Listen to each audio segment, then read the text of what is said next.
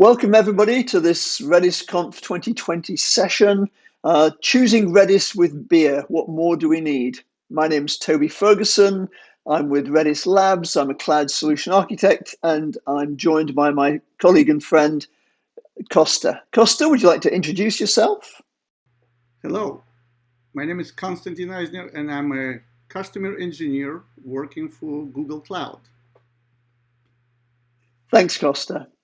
So this talk is going to help people decide which version of Redis they wish to use. We have done it as a simulation, if you will, with a demo at the end. The idea is that Costa is going to play a brewery distributor who's got a beer problem and an application problem, and I, Toby Ferguson, a solution architect, come in to help him. We've had one meeting already where we've sort of outlined the basic architecture, and what we'll do now is go to the second meeting where I've developed a demo, and we're going to talk through why I've developed the demo the way I have. So Costa, let's see you step into role and you can introduce the business issues. So in my new role, I represent a company by name Brewis. We are a beer retailer, quite sizable. We have about 3,500 stores. We handle about 30,000 different products with different SKUs. And my responsibility from IT's point of view, following everything from marketing to storage management to online orders. Our system needs to be very, very fast, very precise, and close to the real-time updates. As I mentioned, what we're looking to build, it might change in the future. Our application need to be flexible enough, or this infrastructure need to be flexible enough so we can build an app and change it on the fly. We shouldn't be locked in one particular scheme of database or anything of that sort. It's a very agile process. So the original idea we discussed with you represented on this graph or diagram, users on the right and data sources on the left. They come in different formats, and timing is very important part. It needs to be close to the real life or close to the real time as possible. We talked about different ways of achieving it, and you quickly suggested to use Redis. Why is that? Well, Costa, it's really about speed. You've talked about speed. You want things to be done quickly. You want your end users to get stuff quickly. Redis is that really, really fast data store. Virtually nothing else can beat it. It's the way to go. Not only that, it's a very flexible data store. So from a development perspective, you get speed in the development process. So speed is where it's at. We don't want you to be the person launching a slow application, having your users cry into their beer because they can't get the data they need, or the data they've got is out of date and inaccurate. So they want to be served quickly. They want accurate data calculated quickly. So basically, Redis is an easy choice for this. It helps reduce latency, can help you reduce costs. Caching is its primary use case, but it's known for its speed as much as anything. It's got a bunch of use cases. It'll be applicable in a wide variety of sources. And I think that should fit most of your needs, Costa. Okay, so you selected Redis as a likely solution that will fit our needs. But Redis come in various shapes and forms, and we got a little bit confused. Could you help us to choose? We need some guidance here. Well, I can help guide you for sure. Many of our customers use a variety of different Redis flavors in their one organization. So it's not unusual for people to get a bit confused about what they want to have. Let's start off with the core component, though, which is Redis open source, or Redis OSS. It's open source software, it's $0 to get started. It's got all the latest features. It's the bleeding edge. If you want to be there, that's a great place to play. But it's got a high operational cost, got some scaling and some support concerns as well. If you are a startup, if you've got a very hands-on, get-to-it attitude, you don't want to wait for anything, then Redis open source might be a fit for you. But as you go down that, you're going to find find that path is going to be more and more labor intensive on the back end, on architecting it, on supporting it, on patching, installing, updating. All of these activities are going to really, you're going to find more and more of your time and effort and money is spent doing those kind of activities. So in beer terms, I'd liken it to a homebrew kit. Sure, you can start off with the hops. You can make your own beer, brew your own beer, bottle it, distribute it, sell it all yourself. But that's a huge amount of work, and it's not necessarily the best way of getting going if you've got a big operation that you've got planned at the end of all of this. Does that make sense to you, Costa? Great. I got to this business exactly from a brewing kit like that, but very quickly I realized it's easier to buy somebody's L beer. So it makes sense. Brew is on the other side. It's all about distribution, not about brewing. So what's the analogy here if we want Redis but we don't want to brew it ourselves, Toby? So I think Redis as a managed service is going to be your best shot here, Costa. And there are two flavors I'd like to cover. First up is Google's MemoryStore. In summary, Google MemoryStore takes the basic Redis use cases and makes Redis available as a very quick and simple service. And its use cases are the core Redis use cases. MemoryStore comes in two flavors, basic with a single master, and standard where there's a master and replica. This achieves a 99.9% availability, and both of these, basic and standard, will scale up to 300 gigabytes of storage and 12 gigabits per second of I/O. The key use cases for MemoryStore are caching, not that kind of caching, not a cache cow, but real caching, and gaming leaderboards, user management, API throttling. You're going to find some of those actually quite useful in your later development, I think, Costa. And it hits that market very well with 99.9% availability and some decent scaling. However, it doesn't have every Redis OSS feature, such as durability, modules. It's lagging the current Redis releases. The current Google MemoryStore supports Redis 4.0. Redis 5 is in beta. So let's put that into beer terms.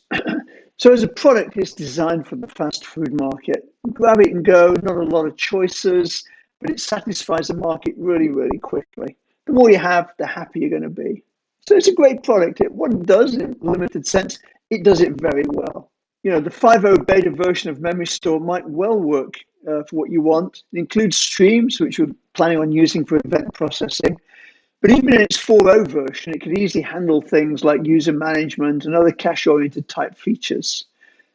But, you know, I'd like you to think out to the future a bit more. So as you scale out, you're going to hit some limits and might need some more features. So I think you're likely to outgrow MemoryStore over time and hit its memory and its I/O limits. And you might need more than 99.9% availability. And you might want 99.99% availability, about 4 minutes a month, something of that order. And to get to this enterprise level, we're going to need to look at the next version of Redis, which is Redis Enterprise Cloud. So Redis Enterprise Cloud is Redis Labs' enterprise product, but available as a managed service to the GCP marketplace. So easy to install, just like MemoryStore. It's built on Redis OSS core with all the goodness that comes from that and the compatibility, but it has additional enterprise features, terabyte scale with 200 million operations per second at less than a millisecond latency. It's got high availability with 99.99% available, 4 minutes a month. It's durable and it's fully tested, fully supported by Redis Labs. It tracks Redis open source very closely, so much more closely than MemoryStore. So there's some lag, but basically new releases come out with Redis Enterprise very, very quickly once they're released in open source. But beyond that, an idea I had, which made me think of Redis Enterprise further, was that not only are we going to do event handling in Redis, we're going to do that using streams, but search will be part of the solution as well. Costa, we'd sort of just thought about a large pages or serving lists of the beers and the stores and the products. But in fact, I think our users are going to want to do search and to be able to search for things. You're going to want it to be fast. I mean, search shouldn't be slow. It's going to be very, very fast. And it's going to be fast in a couple of different ways. It's going to be fast for users, but it's also going to be fast in terms of being able to ingest new data on the back end. As changes occur to the inventory, the search needs to be able to keep up with that, no matter how fast that goes. What do you think about those ideas, Costa? Yeah, I really hadn't thought about it before. I thought search is some other product that I will need to buy separately. Toby, how does it work with Redis? So search works with Redis as it's fundamentally implemented as a module. What's a module? A module is a C library that can be installed onto Redis Enterprise at runtime. There's various libraries that Redis Enterprise supports, various modules. There's search, there's JSON, there's a Bloom filter, that's probabilistic data structures. There's time series, there's graph, and there's more to come in the future. So search is one of those modules. And these modules, because they're written in C, they're actually a library that's pulled right in and loaded into the server. They operate at Redis speed, so very, very fast indeed in the main thread. No need to use a client to go back and forth over the network to talk to Redis to make a model that you want to, for instance, use strings and sorted sets for doing indexes. Search has got index built in right into the server, so very, very fast. So the idea here is that not only is event handling going to be part of the solution, but search is too. It'll be a first-class part of the solution, and it'll be blindingly fast, not only for the users, but also in its ability to absorb new events, modify the indexes. To put that in beer terms, Redis Enterprise Cloud is perhaps like a large brewery where you get to make some limited adjustments so that you can better serve a large audience with a interesting variety of different capabilities, but a huge audience that you'll be able to serve. So, you don't have to do all the operational costs that's on the back end. You haven't got all the complexities, but you've got some of those. So, Costa, here we are at the demo. I just want to give an idea of the architecture. What we have is Redis Enterprise Cloud running in through Google Marketplace, and then the application is running on a Docker image on a VM, again in Google. I think both in the West 2 area. That's a Spring Boot application. What we see is perhaps something that we talked about initially as an architecture, where we're going to some back end, we're pulling up a bunch of information, and we're displaying the various products that we've got. And then perhaps by drilling down, we're able to find out more information about them. So if we look at this kind of presentation, this took 0.042 seconds, well less than 0.1 of a second, which is the kind of speed that we want for a highly interactive modern application. And we get that because we're using Redis, fundamentally. And Redis here is supplying both the images, so we can cache images directly in Redis. Redis will support basically as a string type, but it's a binary string type, so it'll support images, as well as some of the other information here. So MemoryStore would work really well for just if this was purely the application as we see it here now. So we have the images, and then when I click on this details, you'll see a very fast pop to get the actual metadata that's associated with that.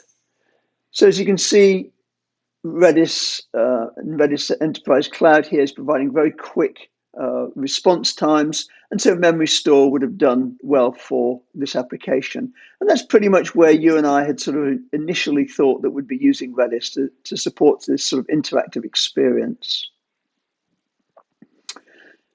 What I want to do now, though, is to go on and beyond to show where sort of Redis 5.0, Redis Enterprise Cloud really brings out some other features and functionality to do with the search experience that we talked about.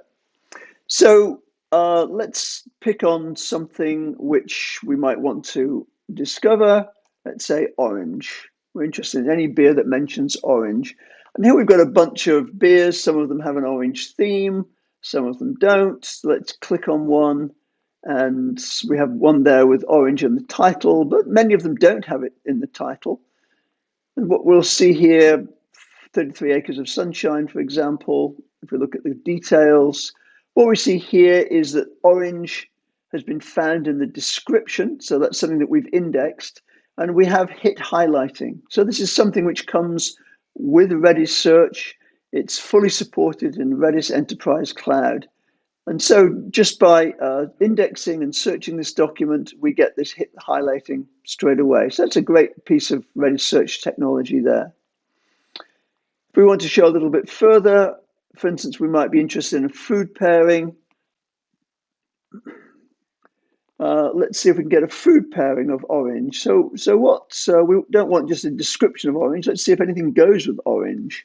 Well, what we're getting here is suggestions, again, through the Redis search module, is coming up with suggestions for us and suggesting various terms that we might like to use. So let's click on oranges and see what we get with oranges in the food pairings. We can see the search up at the top here. And we actually only get one result for this, brought back in 3 milliseconds. And what we'll see here is if we look at the details, we get oranges as being one of the food pairings. Notice that for this search, hit highlighting has been turned off. It shows part of the underlying ability of Redis search to either hit highlight or not, depending on which field that you're going to index and return. So that gives you a couple of ideas of the kinds of things that you can do. Again, I want to stress the very fast response time, the fact that this search, is really, really quick. It's got various attributes in this particular case, which you can search by. Of course, you can just search by strings as we did. And let's just find a beer that I'm quite interested in, no gluten collusion. And we'll see we get this no gluten collusion coming back pretty quickly. If we look at the details of this, we can see that no gluten collusion is hit highlighted both in the title and in the description. Kind of curious as to what's going on here, where we get in collusion. And here we see that there's some sort of stemming, no gluten collusion, or some sort of loose matching has occurred. Fuzzy matching has occurred here. So again, another aspect of the underlying Redis search module. But let's say we're more interested in that. We're interested in no gluten collusion. We want to see its availability.